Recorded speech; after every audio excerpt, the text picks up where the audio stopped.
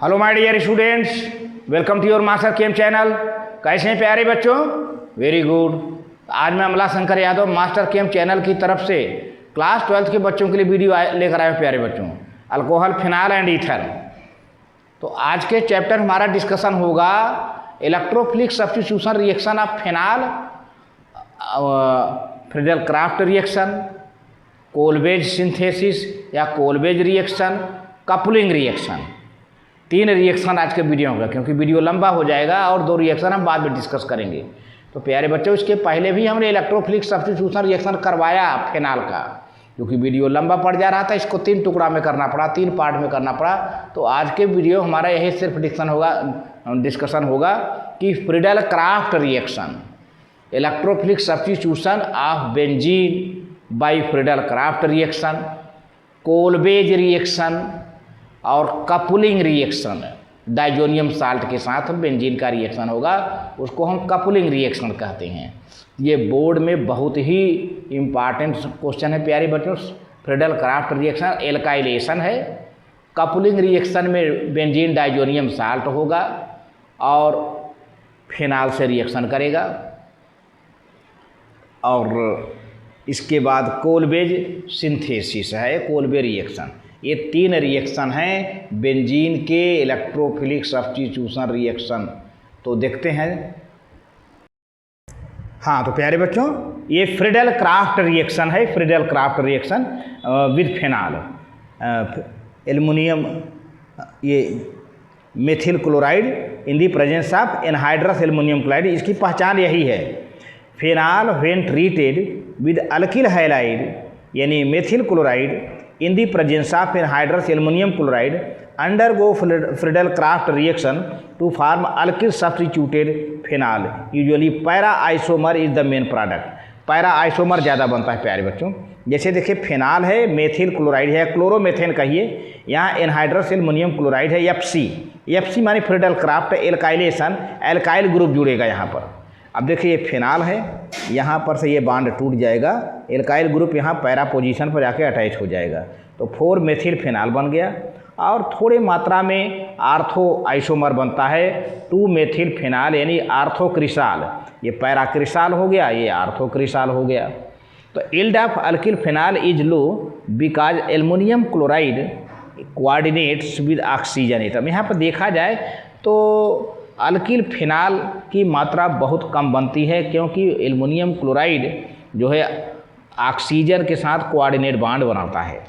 तो इस तरह से इसकी क्वांटिटी जो प्रोडक्ट बनता है कम बनता है।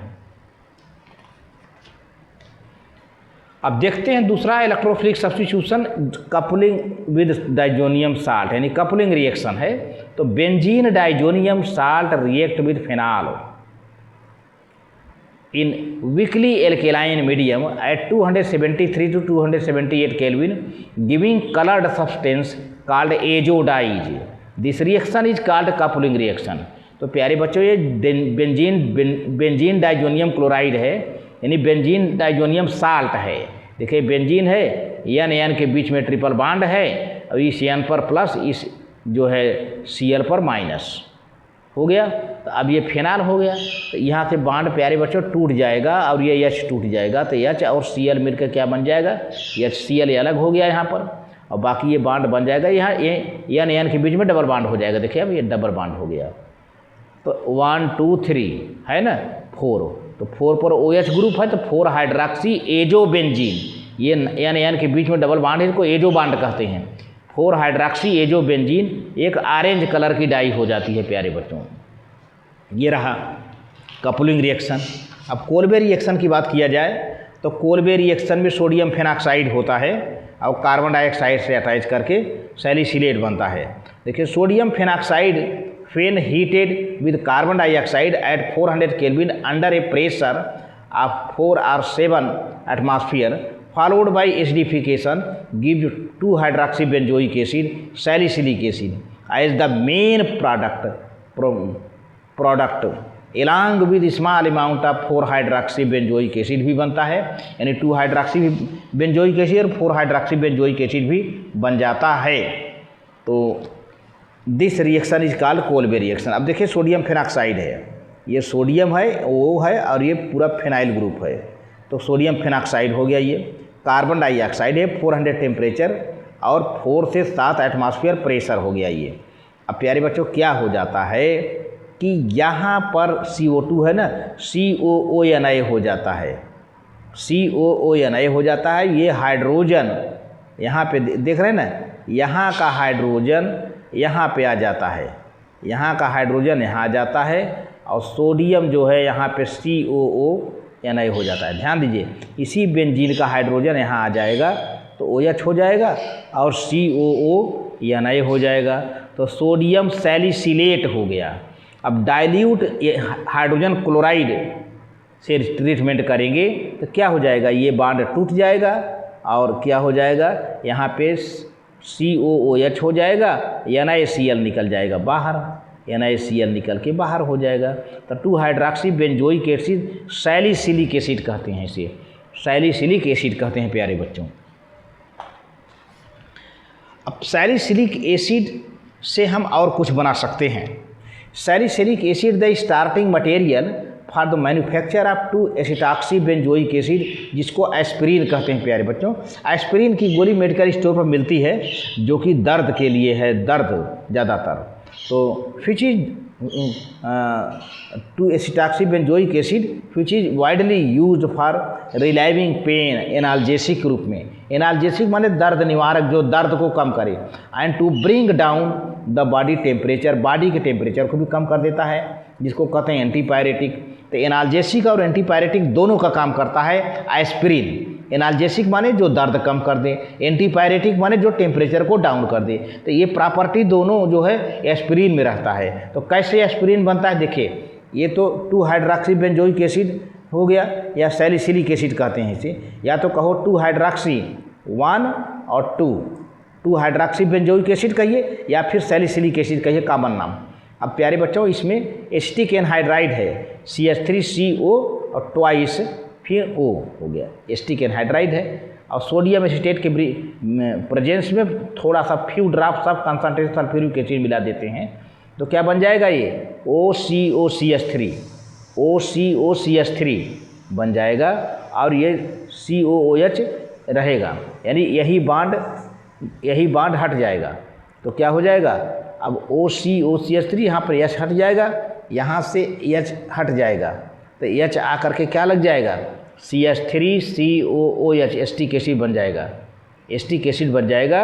और एसिटिक एसिड का एक जो है इस तरह से होता है, देखिए, ये मैं दिखा देता हूँ, CH3CO फिर CH3CO ऐसे है ना ये, तो एक CO यहाँ पर जुड़ गया प्यारे बच्चों, CH3CO एक ठो जुड़ गया, क्योंकि ट्वाइस है ना, और एक ठो बचा हुआ है, तो यहाँ से हाइड्रोजन जो निकलेगा CH3COOH एसिटिक एसिड बन गया। और ये क्या बन गया, 2 एसिटॉक्सी बेंजोइक एसिड, या एस्पिरिन इसे कहते हैं, ये OCOCH3 और COOH। इसको सैलिसिलिक एसिड भी कहते हैं, इसको सैलिसिलिक एसिड, एस्पिरिन और एसिटिल सैलिसिलिक एसिड, ये एस्पिरिन कहें चाहे एसिटिल सैलिसिलिक एसिड कहते हैं।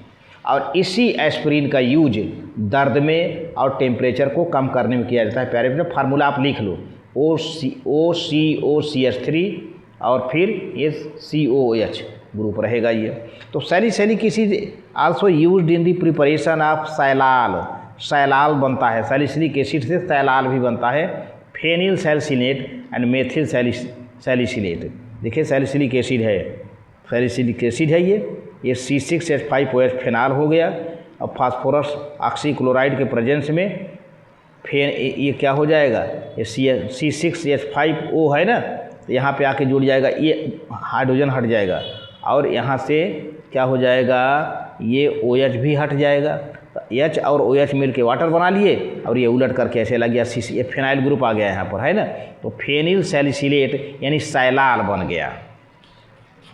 और इसी तरह से यहाँ पर सैलिसिलिक एसिड अगर मेथेनॉल से रिएक्ट करता है तो क्या हो जाएगा, यहाँ पे H2SO4 few drops of reflux हो, कुछ रिफ्लक्स लेते हैं, क्या होगा, यहाँ से बॉन्ड टूट जाएगा, और ये जो है क्या हो जाता है, ये OH भी हट जाएगा। तो H और OH मिलकर वाटर बना लिए और ये उलट करके मिथाइल ग्रुप लग गया यहाँ पर, CH3COO CH3 हो जाएगा, मेथिल सैलिसिलेट हो गया। तो सैलाल का कहाँ यूज होता है प्यारे बच्चों? Salol is use in the intestinal antiseptic. पेट में किसी प्रकार का इन्फेक्शन हो जाता है पेट में, यस हाँ, salol is use in intestinal antiseptic. किसी प्रकार का इन्फेक्शन पेट में पड़ जाता है तो वहाँ सैलाल यूज होता है। और ये methyl salicylate is chief constituent of oil of winter green and use in the perfumery and flavouring agent. तो मेथिल सैलिसिलेट जो है परफ्यूम इंडस्ट्री में परफ्यूम बनाने में किया जाता है और विंटर ग्रीन ऑयल में भी इसको मिला दिया जाता है, इसका यूज किया जाता है ताकि वो पेन को कम कर दें, ऑयल में लगाने पर जो है दर्द को कुछ कम कर दें, ऐसे तेल ऐसे ऑयल में। तो इस तरह से प्यारे बच्चों आज के डेट में बस इतना ही। Thank you very much.